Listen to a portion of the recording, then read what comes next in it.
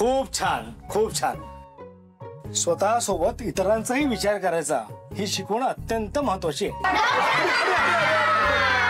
अरे बच्चे कंपनी कसे आहात सगळे? मस्त का?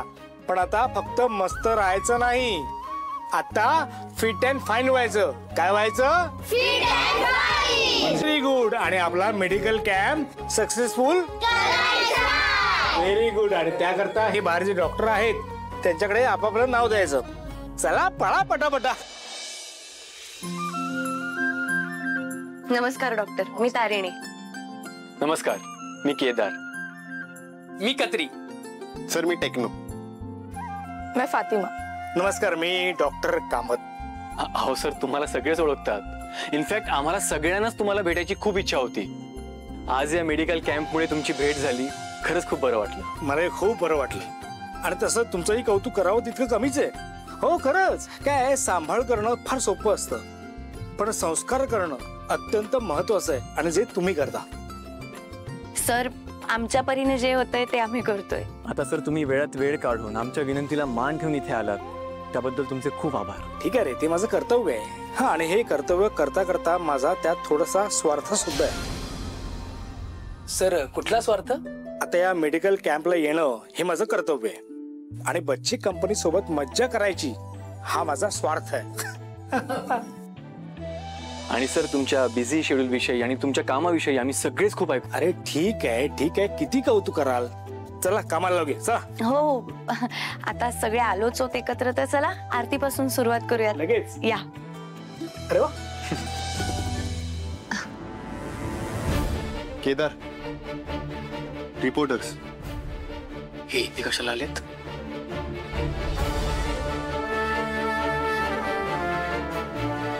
यांना मीच बोलवलंय. तुम्ही एक काम करा मित्रांनो, बाहेर मेडिकल कॅम्प आहे तो नीट कव्हर करा, आणि लक्षात ठेवा माझं नाव कुठेही येता कामा नये. संस्था मोठी झाली पाहिजे. चल. ह्या सगळ्याची काय गरज होती? गरज आहे. आपण समाजात ज्या काही चांगल्या गोष्टी करतो ना, त्या समाजापर्यंत पोचायला हव्यात. त्यामुळे अधिक चांगला समाज तयार होतो, माणुसकी वाढते. आणि तसे आपण कुठली गोष्ट लपून करत नाहीयेत ना, मग हे सांगायला हरकत काय? सर, माझी अशी खरंच इच्छा नाहीये की या मुलांपर्यंत समाजातल्या लोकांनी सहानुभूतीच्या भावनेने पोचावं. त्यांना जर या मुलांपर्यंत पोचायचंच असेल ना, तर त्यांनी फक्त आणि फक्त प्रेमाने पोचायला पाहिजे. आणि आपण जर हे असं मीडिया कव्हरेज वगैरे केलं तर ते होईल असं मला नाही वाटत आहे. अगं पण यामुळे लोक मोटिवेट होतील ना, त्यांना प्रेरणा मिळेल. पण सर, प्रेरणा सगळ्यांनाच मिळेल असं नाहीये ना. म्हणजे बघा, आम्ही इकडे येतो, आम्ही इथे काम करतो. सराव तसं जर असतं ना, तर आज आमच्या सोबत आमच्या घरातली लोक पण इकडे आली असती या मुलांना साथ द्यायला. पण तसं नाही झालंय.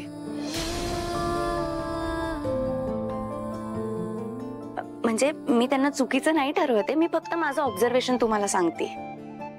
या आधी सुद्धा असा प्रयत्न झालाय, आणि जर असंच असतं तर समाजात अनाथाश्रम उभेच राहिले नसते ना.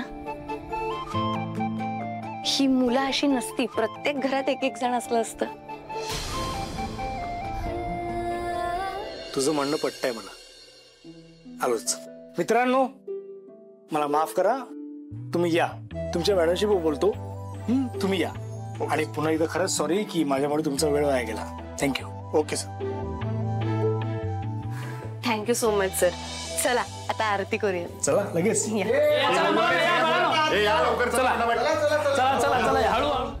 ह्या कोण आहेत? यांची ओळख नाही झाली आमची. हा, ही माझी चुलत बहीण ईशा, युवराजची बहीण.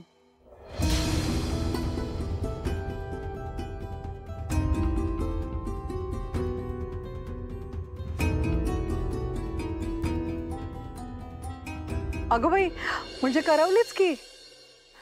आणि हे माझे मिस्टर. अच्छा. अजय, नमस्कार.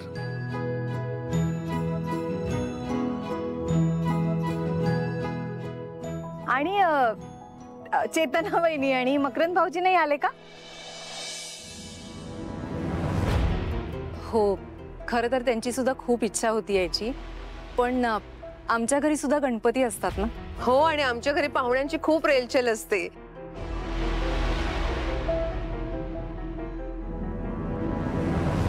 नाही, म्हणून मग घरी कोणतरी पाहिजे ना, म्हणून ते घरी थांबले. हा, म्हणजे त्यानिमित्तानं माणसं एकमेकांकडे येतात जातात, गाठीभेटी होतात. नाही तर काय, हल्ली प्रत्येक जण आपापल्या व्यापातच असतो, नाही का? हो ना, अगदी खरं आहे. आज सणाच्या निमित्ताने तुम्ही आमच्याकडे आलात. खूप बरं वाटलं. हो. आणि ना त्या दिवशी माझं विचारायचं राहून गेलं, पण तुमचे मिस्टर नाही दिसत आहेत कुठे? हो ना, ते नाही आले? Good question.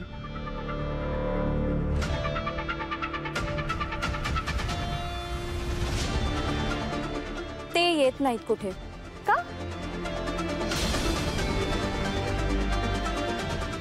त्यांचं पटत नाही.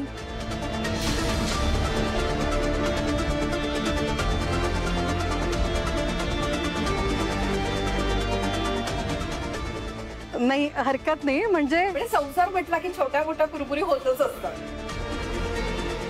नाही, पण हे काही नाही, छोटे मोठे रुसवे फुगवे, बाकी काय नाही. हा. हो,